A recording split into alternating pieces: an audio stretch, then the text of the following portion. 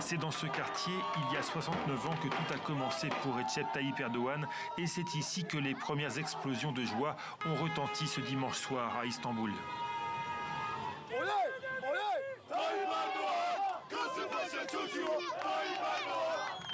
Ici, c'est Kasım Paşa. Notre reste est né ici. Fidèles parmi les fidèles, les habitants de Kasım Paşa sont sortis dans la rue dès l'annonce des premiers résultats. Le peuple turc a choisi Recep Tayyip Erdogan. Le peuple turc a compris que c'est un dirigeant fort, et à l'étranger aussi, ils l'ont compris. Bye bye Kemal, chien des États-Unis. Kemal Kılıçdaroğlu, l'opposant qui rêvait de renverser le président dès le premier tour, en prend pour son grade. Le ton est revanchard. Les sondages se sont trompés.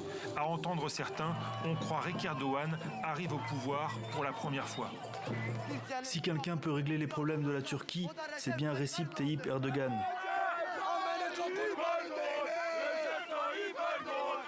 Dans la foule, des mains font le signe des loups gris, ces militants ultranationalistes alliés du pouvoir depuis 2018. C'est avec leurs idées de grande Turquie que le président a convaincu cette fois-ci et réussi à faire oublier les séismes de février et la crise économique.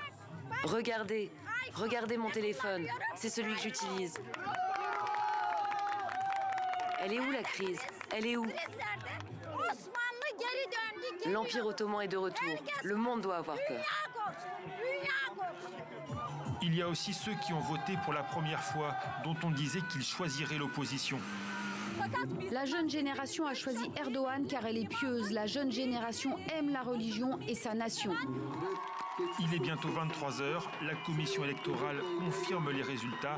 Avec 52% des voix, le président est réélu.